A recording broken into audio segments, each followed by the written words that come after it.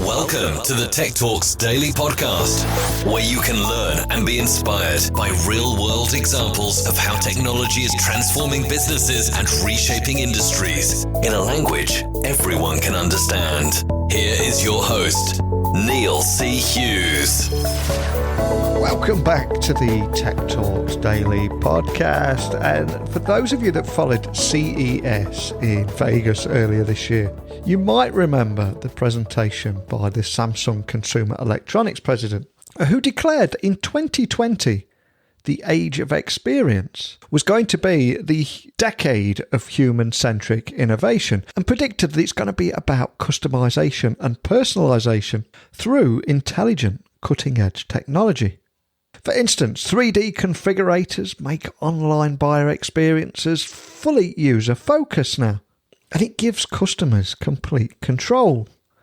But it gets quite exciting when you start talking about 3D rendering and how it can provide a hyper-realistic experience that allows users to fully customize products and see how they interact with the real world too, all with the same fluidity that you'd expect when playing a video game. So if CES was any indication, there's an argument we're heading for a very freaky future, one in which humans and machines can literally become one. And 3D streaming brings a similar experience into the living room. And a company called PureWeb is using smart streaming technology to explore the use of 3D configurators to woo customers, making it possible for remote users to play with high-fidelity renderings in their homes. So today I invited James Henry, CTO at PureWeb, to talk about all that and much, much more. So come with me all the way to Canada and we'll speak to him now.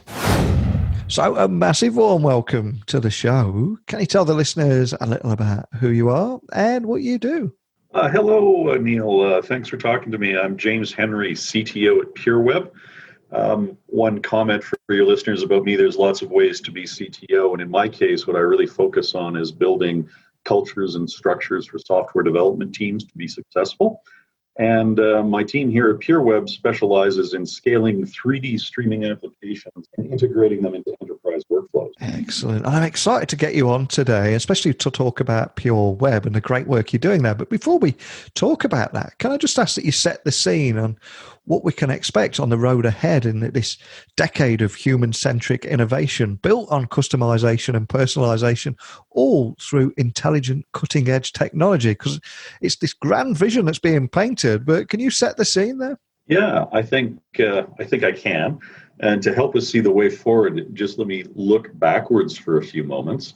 The way a lot of these technologies got started, of course, was back with DARPA back in the 60s and 70s. We started integrating networks and created the internet, which was primarily universities at first and then spread to the general public.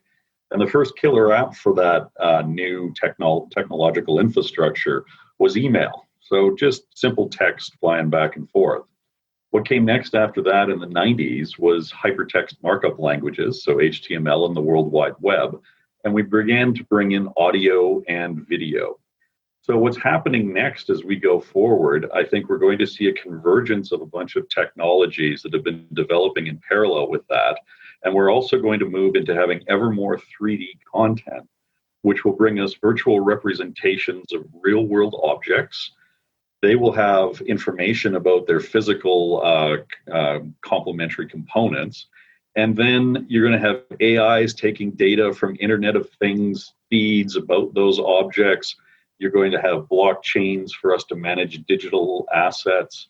And you're actually going to be able to see us take that information and people's preferences and feed it back into automated mass customization solutions into manufacturing processes.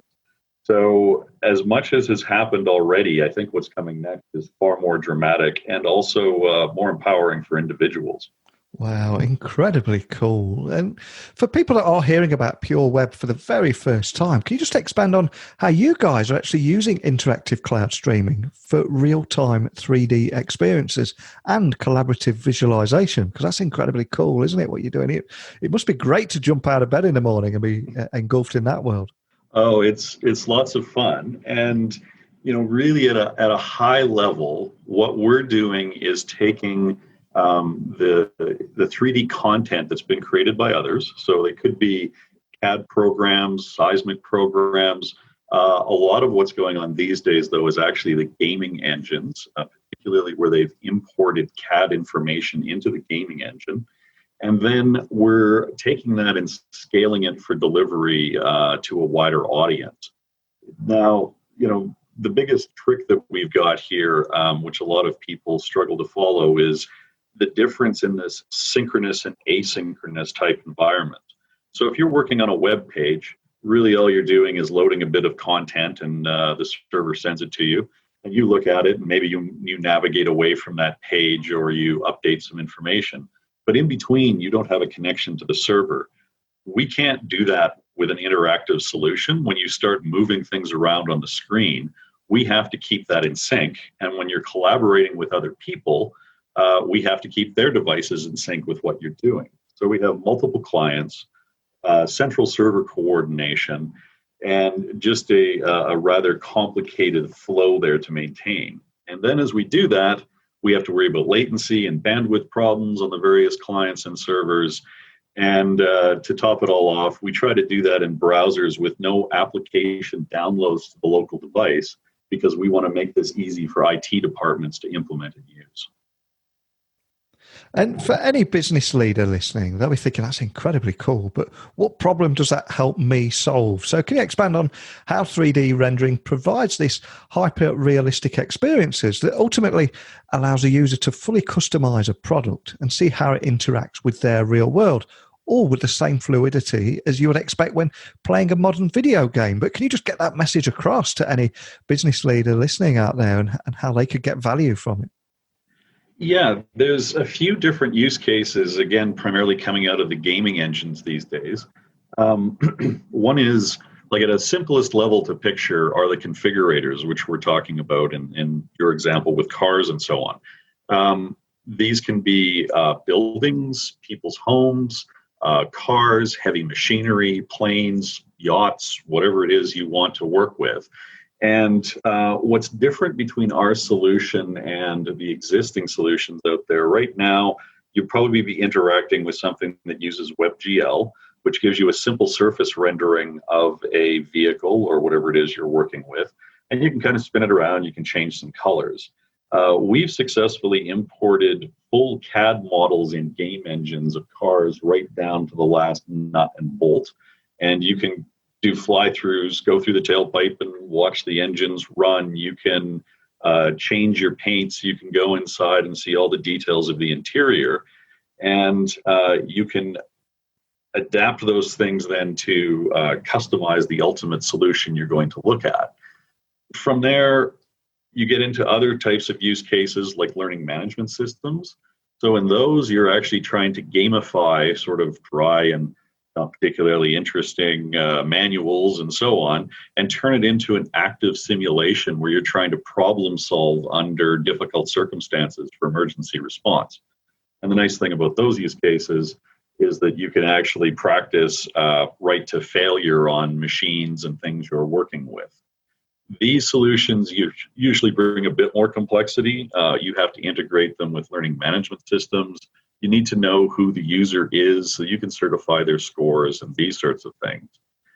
And then past that, there is something that we can see as a vision, but we're not actively building just yet, which is full platform integration between the game, Internet of Things, and other systems. So you could do something like, as a car manufacturer, your engineers could design a vehicle in CAD. You could import it into a game file. That could go out to be the configurator, but you would also not need prototype models of your vehicles, because you could run all of your marketing materials and other communications through those solutions. And then you can also then feedback from the customers and customize and learn which components of your vehicles people particularly like. We can do that by watching behaviors or by their preferences and selections, and then feed all that back into the design solution at the very start. And what I love about what you're doing here is you're using technology and helping businesses think differently and think bigger. And PureWeb's smart streaming technology is revolutionary for those that are just exploring the use of 3D configurators to try and woo their customers, making it possible for remote users to play with these high fidelity renderings in their homes. But do you have any examples that you could share that just would help bring listeners up to speed on how they can see the art of the possible and start seeing the world differently and the opportunities differently too? Yes, absolutely. So let's take the configurator example again. So in addition to showing you a high fidelity rendering of, say, your home or a home that doesn't exist yet that you're thinking of buying, we can also do things like bring in other data sources like catalogs for furniture or for materials that you could build your kitchen out of. And then we can tie in services like bringing an expert advisor or interior designer in to help you mix and match from the different vendors and show what the interior could look like. For the training solutions, you're going to save travel costs and you're going to let people do things they couldn't do in real life. And I think one of the most interesting things here will be if you can create a game that really mimics a real physical situation, and you'll be able to apply AIs to the behaviors of the people who are in those solutions, looking for novel ways to deal with crises. And fortunately, you can test those right to the point of failure without injuring anybody or losing expensive equipment. And then beyond that, you can get into something really interesting. I don't know if you've heard of the term the metaverse. This was something coined by Neil Stephenson back in the 90s. If we get to that full committed view with many companies collaborating and committing to open standards, we're going to have portable digital assets that can move between these simulations and allow people to mix and match from multiple vendors and kind of customize their ideal world and then start working to create that in the real world. Now, I also believe that PureWeb's technology streams immersive 3D configurators for things like luxury items such as a car, a photorealistic virtual walkthrough in a new home or building, or even a real-time 3D training simulation for your mobile workforce. So it seems to me, upon reading that the only limitation is your imagination. But I've got to ask, what are your biggest challenges right now? So we have a few. One is in getting business traction. We sort of get this reaction of, oh, you just deploy applications to the cloud. Well, I guess we'll do that ourselves. There's quite a bit more to it when you try to coordinate all these live interactive sessions. And we have over 400 developer years into building this platform. So getting across the difference between an interactive solution and a sort of typical fire and forget application is a little tricky. Another area that's challenging for us is content availability and the quality of that. You get a lot of solutions coming out of virtual reality solutions where people have created some model for their use and then discovered that it's very limited in its uptake because you have to be physically present with the goggles. But that's still not quite enough on the content side for it. I'd say another problem is walled gardens. So these systems need to flow to realize their full potential. And you see things like social graphs being locked away within specific proprietary technologies. We want to see those walls get broken down and be able to move this data in a freer fashion. And I think the final big challenge is coming soon. It's not here yet.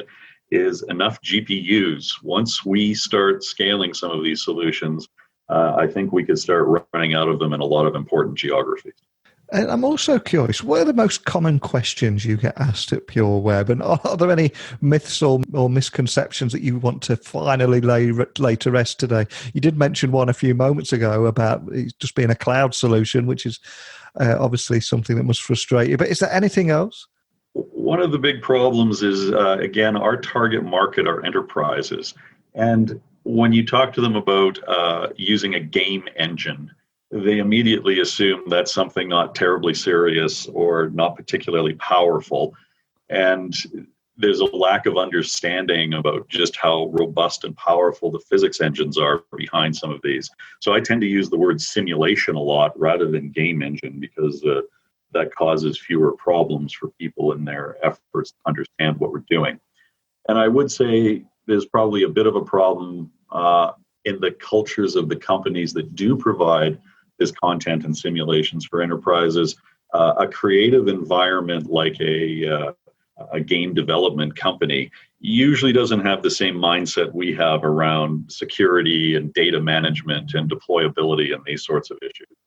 So those are some of the biggest things you get as a problem when you're mixing this creative world with the enterprise and business world.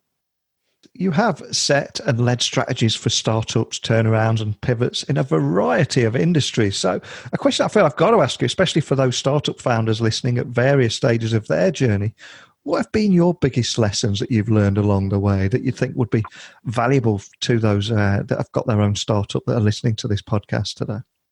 Oh, there's a few of those. So let me try 2 or 3 big buckets. I think one of my biggest challenges on the technical side has always been, again, I'm interested in, I'm not the fellow who coded all the brilliant technology we have. My job is to make those types of people successful and to attract them to this company. And one of the challenges I run into as a senior leader, there's a lot of business leaders who think more in an industrial revolution mindset rather than a modern creative environment type of mindset. To give you an example, I constantly get the question, why aren't people here at 9 o'clock and why don't I see them in their desks till 5 or 6? Are they working? And that's not really necessary these days. And in fact, allowing people more flexibility so they can work throughout the day is a critical element of that solution. Another bucket of problems that I've encountered is getting a really good business strategy and business leadership backing you up that thinks big. The technology is important, but what I tell my technical people is critical around business strategy is, so you're going to work hard all day no matter what, solving difficult problems. Would you rather be solving $1,000 problems or multi-million-dollar problems? And we've certainly had issues. I've had issues in my career where I had business leaders who were thinking too small or not factoring in just how difficult the problems were they were asking to solve, and that there should be enough value at the end of it to justify the effort. And then finally, I'd say that over a 25 to 30 year career of fixing dysfunctional technical teams in multiple companies, I found that more often than not, the biggest problem is the way the business side feeds problems and initiatives into the technical teams. You can structure your business needs in a way that they are easier to win or harder to win. And if you feed disruptive things very quickly, without a plan, without a goal, and with vague requirements, it can create an overwhelming problem for the technical teams who are already facing quite complex challenges. Excellent advice. And if we continue looking towards the future, I mean, what's next for PureWeb? Is there anything else that you can share about that road ahead? Yeah, the biggest thing for us is part of the reason I brought up that business strategy element is we have a very good business leader now, and we're seeing some large-scale deals start to come on board. So the biggest thing for us this year is we're hoping to see hundreds of thousands of users actually coming on to solutions we've deployed, because we have found some partners with some very good content that solve broad problems. And then we're hoping, out of that, assuming we got our business models right, we see some increased revenue, but most critically, increased awareness. As a software developer, it's like we provide capabilities, but it's the clever people who use them to out in the field solving problems who inspire us and feed back. And this particular industry space has been plagued with the assumption that scaling these types of solutions is impossible. So nobody's even trying to do it. I'm really keen to see a lot of users get on and start sharing their creativity with us so that we can see further things to build out to help them. Well, it's been a huge pleasure having you on the podcast today. But before I do let you go, can I just ask that you remind anyone listening where they can find out more information about PureWeb, and equally contact a member of your team if they're left with any questions after listening to our conversation today? Absolutely. So far and away, the best place to find us is at our website, pureweb.com, PUREWEB.com. We're also going to be increasing our presence at some major simulations and interactive 3D related trade shows. Unfortunately, I don't know the exact names just yet, but if you're at those types of shows, look for PureWeb there. And if you would like to connect with me directly, I'm james.henry@pureweb.com. Fantastic. Well, I'll add the links to all the websites, to the show notes and the blog posts that will accompany this episode. But I just can't thank you enough for coming on the podcast today. Some incredibly cool technology you're working with, and anything that helps businesses leverage technology and learn to think differently about the art of the possible and expand their horizons has got to be a good thing. So thanks again for joining me today. Well, and thank you very much. And thanks for the skillful management of the novice interviewee. I appreciate it, Neil. Having listened to James talk there, PureWeb's technology streams immersive 3D configurators for luxury items such as cars, photorealistic virtual walks through a new home or building, or even a real-time 3D training simulation for a mobile workforce. But it was also great to hear James talk about how he has led strategies for startups, turnarounds and pivots in a variety of industries, experiencing rapid technological change firsthand in industries such as oil and gas, healthcare, telecommunications, CAD, gaming, construction, and experience with emerging technologies. And man, I thought I spinned a lot of plays, but I can't compete with that. But it was a genuine pleasure to have him on the podcast today. But over to you. If you've got any questions, insights, expertise, or requests to come on this podcast, all you need to do is email me, techblogwriter@outlook.com, or visit my website, techblogwriter.co.uk, where you'll find links to all the social channels and also over 1,100 podcast episodes. Now, as you listen to this, I will be flying home from a short break in Poland with my wife, taking it easy. But I'll be back tomorrow, bright and early, with another guest. So thanks for listening. And until next time, don't be a stranger. Thank you for listening to the Tech Talks Daily Podcast with Neil C. Hughes. Remember, technology works best when it brings people together.